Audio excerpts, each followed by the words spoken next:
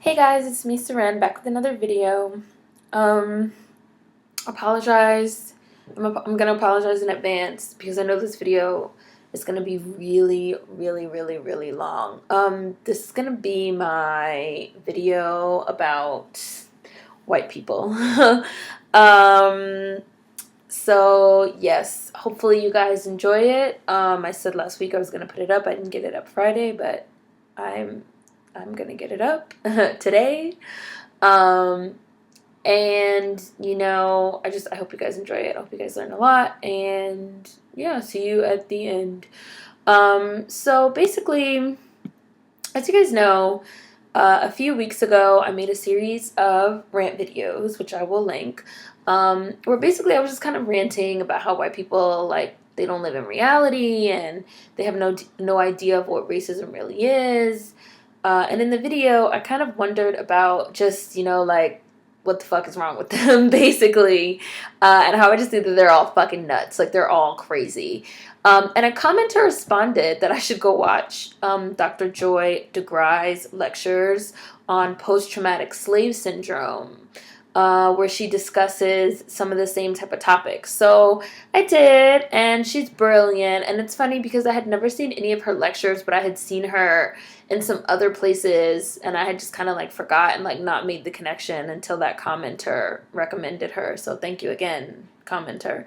I've been mulling, and this was like weeks ago, and like ever since then I've kind of been mulling over how to make a video about her, because there's so much information in her lectures, and I really feel like I can only tell you to go watch it for yourselves.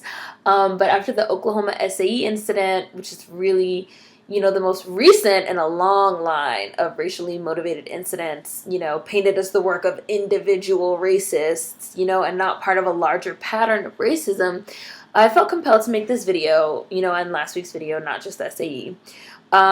So similar to my on white male rage video, where I describe how a combination of both gender and racial privilege has imbued white men with a very specific sense of entitlement. I feel like, in a similar sense, a long history of ingrained concepts of white supremacy and white superiority have made all white people racist. So I'm going to go ahead and repeat that. All white people are racist. I know some of you are going to be turning off your computers right now. Ta-ta, bitch. All white people are racist. And me personally, I generally assume that all white people are racist until they prove otherwise to me. I know I'm going to have commenters that are like, well, that's prejudice, and you're the real racist, and da. So I'm going to go ahead and address that now. It is not prejudiced to say that all white people are racist, because it has been proven beyond a shadow of a doubt that we are living in a racist, white supremacist society. Okay? Now you can believe that or not believe that, that's your prerogative, but it's been proven that we are living in a racist and also sexist, white supremacist society. This means that every single white person born into said racist white supremacist society is indoctrinated practically, from birth with certain ideas about race. Through it, be it through, unconscious biases or implicit biases or, outright, just straight up, no holds barred racism. And every single white person, even you that thinks you're the cool white person, born into this society holds certain ideas about white supremacy until a certain point in life when they become aware of this and hopefully begin to work to unlearn it. All of you. Every single white person. There are no exceptions, and that's not prejudice, because prejudice by definition is a prejudgment, or a forming of an opinion before becoming aware of the relevant facts. All right. I'm clearly not talking about that. I have formed my informed opinion. It is an informed opinion, and it is based off of facts. What I'm saying is fact. We live in a racist white supremacist society. All white people born into that society are a product of their environment. They are all racist until they reach a certain point where they become aware of this and hopefully work to unlearn it. That's everyone. That's all of you. Every single last one. So now I know that some of you are going to have this, knee-jerk reaction to the word racism. Like I'm saying all white people want to, like, eat black babies and, like, feed them to alligators, which white people did do. Please go Google it. So, they would use black babies as alligator bait to catch alligators in Florida. I'll include a link if you guys want to read it. They really did do that. I'm not just saying that, they really did it. So I just want to make it crystal clear that I don't think all white people are bad or evil. I might say all the time, like, white people are demons and I fucking hate them and this and that. And that's normally me speaking out of rage or anger or some type of emotion because of something that has happened.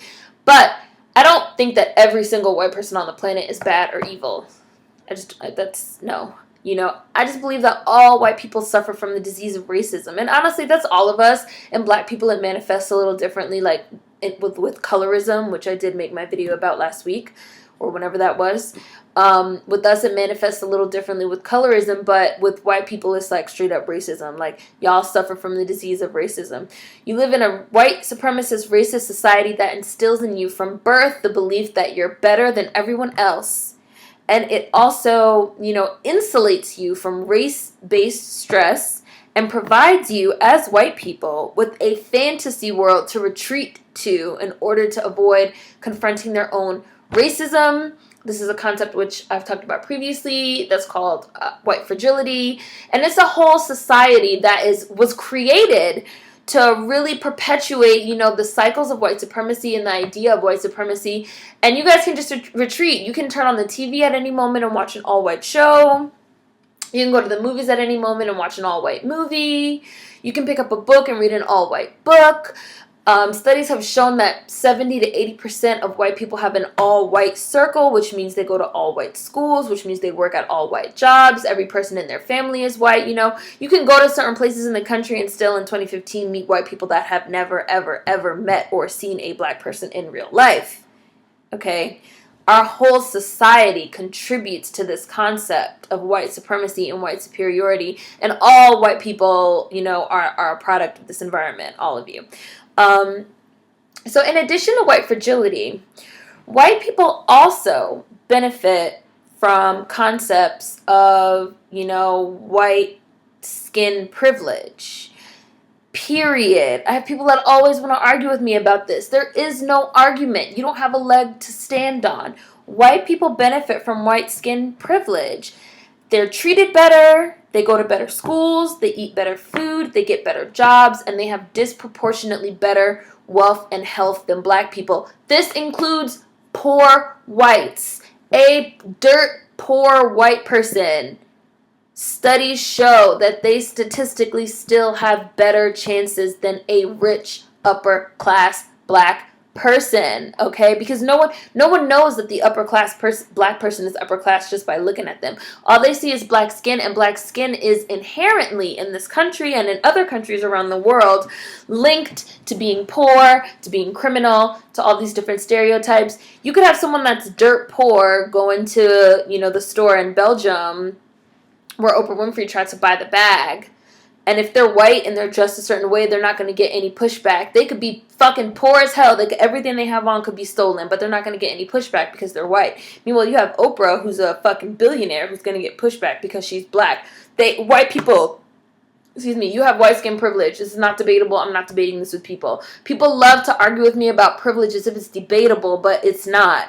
Every white person living in a country that has been colonized by white people, where whites are the dominant group, which is a lot of motherfucking countries, y'all all benefit from white skin privilege, but especially here in the United States. Here in the United States specifically, white people benefit from being white in a society that was built off of slavery and the denigration of one race for the advancement of another, okay? You benefit from entire systems created to maintain that sense of superiority. And there have been countless studies that prove this beyond a shadow of a doubt. So to attempt to say otherwise, black people and white people, is to just be in a complete state of denial. You have your heads buried in the sand, your children, you have childish logic, and but I don't have privilege. I don't have privilege. I actually had to get a job when I was 15. I don't have privilege. All y'all white folks can just If y'all didn't leave when I said you're all racist, y'all can go ahead and dip out now. Don't let the knob hit your booty when the door closes, okay? So moving on, basically, in her lectures, Dr. Joy DeGruy asks, what happens to a person that has spent years, essentially, they've been living detached from reality, and they've been living in a bubble of privilege. What happens after they spend years and decades and then centuries that way? And her post-traumatic slave syndrome theory posits that, not only are Black people essentially dealing with centuries of unhealed trauma from being oppressed, but also that white people are dealing with centuries of unexamined pathology from being the oppressor. Which when I got to that part of the lecture, I had to pause it and go sit quietly in the dark for a while to just process, because I had never really thought about it. I had started thinking about it, which is why I made that rant video. So to hear some really complex, in-depth theories, really, it was like having an epiphany, what does happen when you have centuries of unexamined pathology from oppressing other people, White people literally have centuries of oppression under their belts, centuries of rape, centuries of murder, centuries of pillaging, centuries of plundering, centuries of committing acts of genocide, centuries of committing literal crimes against humanity, wiping out whole entire cultures and civilizations, going back to even before, American chattel slavery with Manifest Destiny and the White Man's Burden, and, coming to the Americas and just completely obliterating the indigenous populations. White people are the ones that even created the whole concept of race in the 1700s, right? And then race was used as a tool, to dominate people and to oppress them, and to escape the dissonance that was created by brutalizing other human beings, and Dr. Joy talks a lot about dissonance, as I mentioned in my other video. Cognitive dissonance, which is basically that uncomfortable feeling that you get when you're doing something wrong or hypocritical. White people create a lot of dissonance in their actions, and they're trying to move away from it, but they can't. Everything they do only creates more and more dissonance, It's like a vicious cycle, right? And Dr. Joy says that, the first thing you must do to remove dissonance is you must justify your behavior. So what do? You create the concept of race. Oh, okay. So in I want to say it was 1721, some white guy, I can't think of his name right now. Dr. Joy talks extensively about him in her lectures. They call him the modern father of anthropology and shit like that. He basically traveled all over the world and said, okay, there's 4 races: white, Black, Asian, and Native. Just the native, the various native people that he saw. And then he goes on to say that, and then he went on to kind of give each different race these different characteristics. None of it was based on any type of science. He basically just made this shit up. And this is, stuff that we're still hearing, today. It really became ingrained in our culture and within our society. He said that whites or Caucasians, he called them Caucasians because when he traveled to Caucasus, the mountains of Caucasus, he felt like the people there were extremely beautiful and that they were the most beautiful people ever. So and they were white, so he called them Caucasians. And then he went on to say, surely civilization started here in the mountains of Caucasus in Europe, when actually, no, bitch. Civilization started in East Africa. Check your facts. Anyways, so he goes on to give white people and Black people and Asians and natives all these different characteristics. White people are amazing, they're wonderful, they're beautiful, they're glorious, they're smart, they're this, they're that. But those niggas, man, they are lazy, they are dirty, they are criminal, they are lustful, and those fucking Asians, man, all they do is fucking sit around and think all day. They are overly critical, they are overly this, they are overly that. Fucking those natives, they lazy as shit. They don't want to do nothing. They just want to sit around all day and do nothing. And these are things that you will still hear echoed today in 2015 from the 1700s all the way to today, right?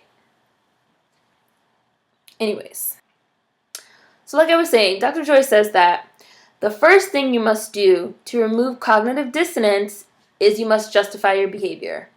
The second thing you must do, once you have justified your behavior, is you have to relabel the people you are oppressing in a way that justifies your behavior towards them. So now you've justified your behavior. Well, they're just black. And, blacks are slaves. They're not human. They're less than human. They're animals. They're lazy. They're soulless. They don't have souls. They can't feel anything. They're criminals. They went out of their way to dehumanize us in order to make what they were doing to us acceptable. But as I said, the more you go, it was like the more they went out of their way to dehumanize us and debase us to get away from dissonance, the more dissonance they ended up creating. They just kept on creating more dissonance, more dissonance. Because when you dehumanize someone in order to abuse them in such a way as to enslave them, murder them, and rape them, you are dehumanizing yourself. You have essentially stripped yourself of your own humanity. Okay? And here we are in 2015, and white people have stripped themselves of their humanity. They don't have it. They've stripped themselves of the ability to feel, especially for black people, but mostly for anyone that's not white. They cannot feel. It has been proven statistically that white people lack empathy for others that are not white, and they have, trouble feeling. They don't feel it. They literally, over centuries, bred the humanity out of themselves. And I 100% mean that, because how can a person watch a lynching and feel nothing, right? How can these white people watch a 12-year-old black boy, Tamir Rice, be shot in the stomach and feel nothing? And to even go one step further, but to blame the child for getting shot, or to leave some type of, nasty, racist comment that's supposedly a joke, and as we see, or to make, excuses to explain away a group of 19 and 20 and 21-year-old white boys thinking about how they want to lynch niggers, okay, when lynchings caused 4,000 deaths, all right, during the Great Migration. How in 2015 can white people sit there and say and do those things because they don't feel? They don't feel for me. They don't feel for you, black person. They don't feel it. It's literally been bred out of them over the course of hundreds of years of violence. And Dr. Joy theorizes that they can't feel because if they could feel, what would they feel, right? Knowing what they've done, they'd fucking crack. Okay, white fragility. They've been so insulated from race-based stress and living in this fucking world of denial that they will probably snap, the majority of them, White people have well over 500 years of pathology and emotional baggage that they're not dealing with, 500 years of basically oppressing and brutalizing other human beings. And Dr. Joy also theorizes that in addition to stripping themselves of their own humanity through their oppression of black people, that they have also developed an appetite for brutality. And this is the part that really struck me in her lecture. She says, they've developed an appetite for brutality. They've developed an appetite for oppression. They've developed a voracious appetite for racism. They hunger for it. They yearn for it. And what happens to an appetite for like that? What happens to an appetite for brutality? What happens when you can rape, torture, murder, and beat someone to death for hundreds of years and then just buy another one, right? That you could lynch a man, burn his body, cut off his genitals, and display them on a mantle or a postcard and not be seen as savage or uncivilized. Where does the savagery go? Right? Where does that taste for blood? Hundreds of years. Hundreds. Where does that go? Where do you guys think that went after slavery? Centuries and centuries of pathology don't just go away because, in the last 100 years, we've decided that kind of behavior is unacceptable. Where does it go? Where does it go? People love to say that if we just stop talking about racism, it'll go away, which is nonsense, because where does it go? Where can it go? It'll just disappear? No, it just mutated into something else. And it's funny because Dr. Joy theorizes that at least 5% of the police population are sadistic psychopaths and sociopaths that deliberately signed up because of this taste, this appetite for brutality. And that's millions of people. 5%? 5% of every police force in the country? You know, racism is it's a pathology. It's a disease. It's a mental illness. You know, YouTuber Chescali, she has a great video where she's talking about, you know, if you get cancer and you go to the doctor and the doctor's like, oh, I'm so sorry you have cancer, and you say, what are we gonna do? And the doctor says, we're just gonna not talk about it and hope it goes away. She would look at the doctor like, this nigga right here, like, you know. And racism is a mental illness. It's a disease. You know, it is. It's taught. It's a disease that's handed down. You know, Albert Einstein called racism a disease of white people. You know, that's been, you know, embedded and woven into the fabric of our society. It's been handed down. I don't believe that babies are born racist. Babies don't know any. A baby knows who picks him up, who puts him down, who feeds him, who hugs him, who takes care of him. You know, as we saw. For years and years, you had black women that were the nursemaids and the nannies and the this and the that. And there wasn't, the baby was like, whoa, you have black skin, like, don't touch me. Like, no, like, racism is a learned illness. It is a learned illness, and it's been developed and refined over the years, and it's mutated. It's mutated to keep up with the time, okay? Because that type of oppression and that type of brutality and that type of savagery and that type of mental illness doesn't just go away, you know?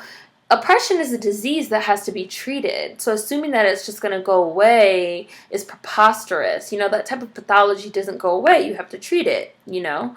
And whenever we discuss racist incidents, there's always an insistence that it's an isolated act. You know, it's a random act of racism, like how they say it was a random act of violence. It was a random act of racism, you know. And it's not part of any type of larger systemic issues with racism in this country, right? And so, for example, SAEOU gets to be about a few bad apples instead of about a widespread system of racism across the country, because how do you dismantle an entire system? How do you dismantle an entire system? You know? People love to say like, oh, my hometown used to be racist, but it's not anymore. We've gotten so much better. How did you get so much better? You think all those people just fucking packed up and moved away and disappeared? And took their pathology with them?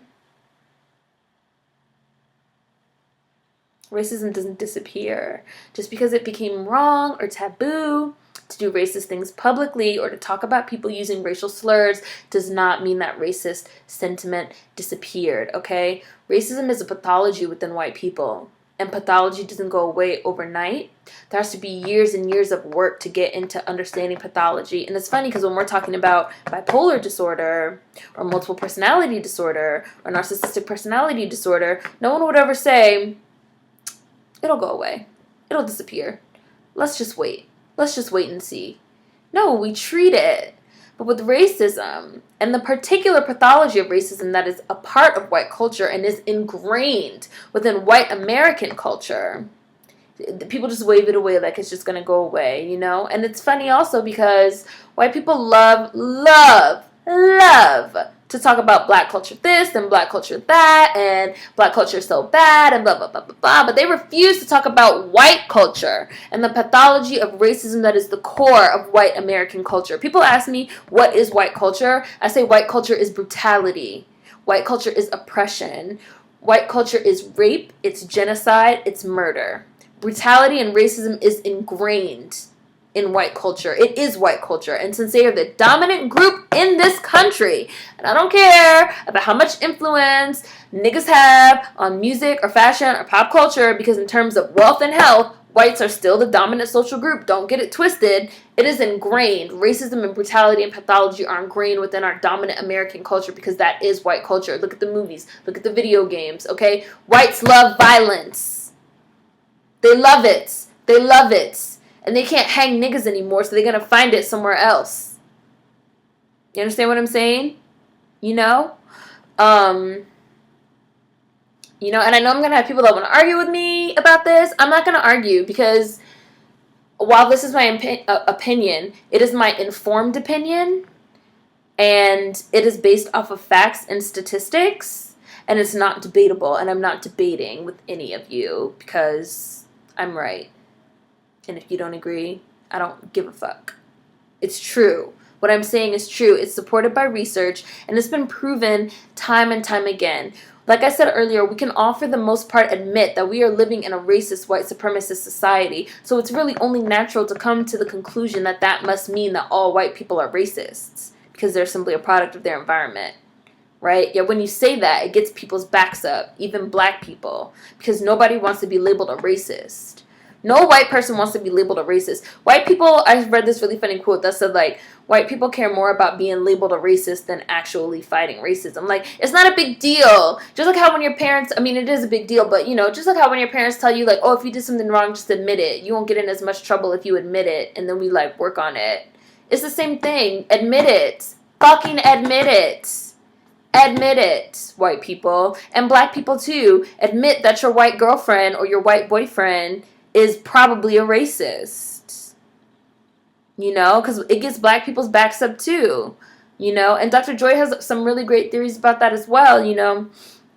She says that she's able to continuously feel for white people and their emotions because she still retains her humanity unlike them.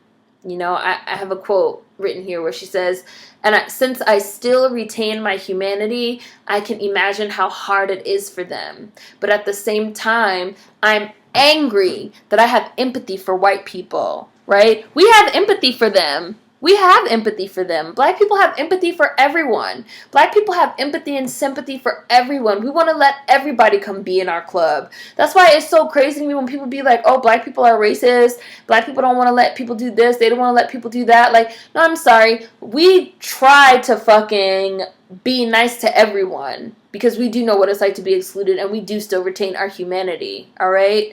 And I feel like we fucking care about other people too much in some instances, especially white people, because in addition to retaining our humanity and therefore our ability to feel for others, black people have also been conditioned to maintain white fragility. We've been conditioned to worry about white feelings. We've been conditioned to go out of our way to be nice to white people, to make sure that white people are comfortable, and to continue to insulate them from race-based stress, because you know what happens if white people get upset. Used to be a lynching, now it's a police shooting, all right?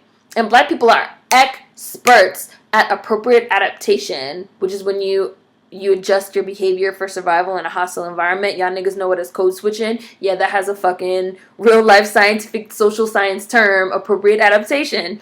Black people have this urge to make white people comfortable because we have been trained for centuries to adjust our behavior in a hostile environment. And that hostile environment was the plantation, and then it was, you know, the cop car, and then it was, you know, during Jim Crow, it was at the lunch counters, it was this, it was that. We go out of our way to make white people comfortable. We take all the responsibility for white people's wrongs, and they just give it to us. They just give it to us because, you know, they've been trained too. White fragility. We're still in our same servant master roles. Still, a lot of us are still in those roles, you know. We've been conditioned to feel for them.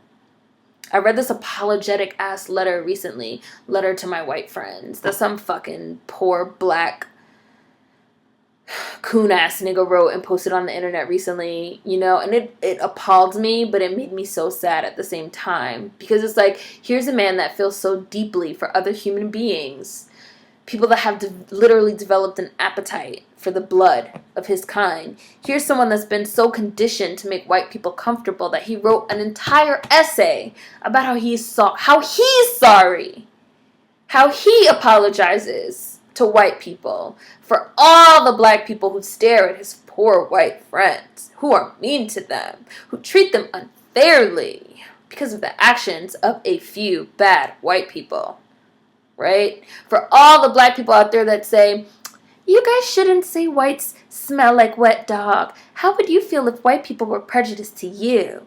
How are you any better than a white person? it's only a few bad white people out there. Like, no, nigga. Not only is it more than just a few bad white people, because we're talking about entire systems here. Have any of you fucking seen open letters of apology from whites to blacks? Have any of you seen any fucking acknowledgement of what they've done and continue to do to us? Like, we can't even get these fucking white asses to fucking admit that SAEOU was racist. Instead, they're trying to find a way to attempt to blame it on rap music. And we're just there right along with, oh, I'm so sorry, white person. Oh, I'm so sorry, massa. Oh, I'm so sorry. I'm so sorry. We're still doing it. We want to make them feel better. Because everything in this society revolves around white people and their white feelings. I could come up with so many examples of this conditioning, okay? Fucking Eric Stryker, the captain of the Oklahoma football team, gave a statement where he said the same thing. You know, me and my teammates have been subjected to so much racism on campus of people calling us the N-word and people, you know, saying that we're going to date rape their white girlfriends, not wanting to invite us to the white parties. And, you know, but then he ended the interview saying, you know, some responsibility falls on the African American community to stop freely using the N-word. We need to straighten up and stop using the word, period. And it's just like, what does that have to do with these white kids sing about lynching niggers from trees? What does that have to do with them saying that they can't let you in the white frat party because you're gonna rape one of the white girls? What does it have to do with it? Nothing. Nothing. Nothing. And I feel that way all the fucking time because it's not about us, black people. This is what I need you guys to understand, and then I'm going to close up this video because this video is so long. It's not about us, black people. This is the video about white people because racism is about white people. It's not about us wearing hoodies. It's not about us saying nigga. It's not about us respecting ourselves, motherfucking ass Kendrick Lamar, who I have a rant on my other channel about that nigga if y'all want to see it. It's not about the myth of black on black crime, which is a myth because all crime is based off of race and neighborhood, and blacks do not kill a disproportionate number of other blacks. It's not about that. It's not about messed up communities. It's not about not having fathers. It's not about any of those issues which are issues in the black community. Are they issues in the black community? Yes, but they have nothing, literally nothing to do with racism. What is the connection between white people singing about lynching niggas from trees and a rap song? Or me calling my husband a nigga? There is no connection. There is no parallel. There is nothing. That has nothing to do with racism. Absolutely nothing. It's a distraction. Okay? And the next time someone brings up issues in the black community as being somehow the cause of racism, I want you guys to really truly understand that it's a deflection and ask them straight up, but what does that have to do with racism? Ask them. Ask them. The next time y'all are talking about police brutality and a white person says, but black on black crime, I want you to say, look them dead in their face and say, but what does that have to do with racism? And watch them start motherfucking stuttering. What does that have to do with racism? So now you're blaming racism on the black community? Susan, I don't understand. And watch them fucking stutter. Just like how the hashtag fucking rap albums that caused slavery took off after the media attempted to blame the whole SAE shit on rap music. It's the same mindset that we are somehow responsible for our own oppression. It's dissonance. They have to believe it because deep down they know. They know that everything I'm saying to you right now in this video is true. Dead ass. Okay? Because you could be from the nicest community. You could have the nicest suit on. You could have the most accolades, the most education, driving a nice car, came from a two-parent home. You could be half white, like Tony Robinson. You could be Barack Obama. You could be Martin Luther King and respect yourself. You will still be Mr. Nigga to white people that are racist. You will still be the target of police brutality, vigilantism, or just plain angry white citizens with guns. You will still suffer from systemic racism, black people. You will still have to deal with being called racial slurs, black people. You will still have almost a 50% chance of going to prison, black men, compared to like a 20% chance for white people that commit more violent crimes and do more drugs and have more drug offenses. You will still have a lesser chance of getting a job callback, black people, even when your white counterpart is dirt poor and uneducated, because it's not about us. Stop letting these white people trick you into believing that it's about you and what you're doing and what you're doing wrong and how you need to make them feel better so they won't be racist to you. It's about white people. This is the video about white people. Alright? It's not about us. It's about them. It's about white people. It's their choice. It's their choice to feel it. It's their choice to try to work against centuries of pathology and to rehumanize themselves. And some do. Some do. Some wake up. Jon Stewart, clearly. Russell Brand, clearly. I have some white subscribers that get it. But the only way for racism to truly go away is for all, every last one, all white people to admit that they are all racist. That racism is a byproduct of living in a society built off of oppression, and to collectively decide to stop participating in it and to work, really do the work to equalize the system in a society that still hasn't dealt with the trauma and the tragic effects of slavery and the genocide against the Native Americans. We need to have some major societal shifts and a general acceptance of what built our society and what is still making people racist to this day. Okay? That is what has to be done to end racism. Nothing that any black person can do. Nothing. You can only be you. That's nothing that you can do. Okay? Nothing. Just like I said in my video about, do your work.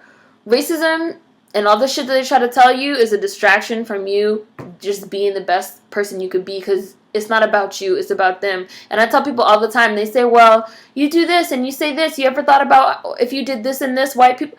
It's not my job to fucking do X, Y, and Z to make white people feel more comfortable. I don't give a fuck about how a white person looks at me, what they think about me, what they say, because I know that's not about me. It's about them. I can't do anything to change a white person's mind. Pathology is ingrained within the culture. Okay? Dr. DeGruy talks about social learning theory in both blacks and whites. And social learning theory is when you learn from the people in your environment. Okay? She feels like blacks have been learning certain behaviors and certain traumas that have been passed down since slavery, and whites have been learning pathology. They've been learning racism. Until they admit that, it's not going anywhere. These are not isolated incidents. They're part of a larger pattern. It's woven into the fabric of our society. It's all white people. Yes, all white people. The fucking funny ass tag. Yes, white culture. It's all of y'all. And until you admit it, it's not going not a damn anywhere. It's not going anywhere. So black people, stop fucking worrying about it. Stop apologizing. Stop coddling these white people. Stop writing open letters. Stop. Just stop. Stop worrying about you saying the N-word. Just stop. Just do whatever you fucking want to do. Because fucking trying to please them is not going to get you nowhere. And that's all I got to say. I know this video is so long. This is the longest video I've ever made. So sorry. And hopefully you guys liked it, and hopefully you guys learn, and I'll include links to all Joy DeGruy stuff. Please go watch it, because it's really, really amazing stuff. And see you guys next time. Thank you for watching. Food for thought as always. Peace.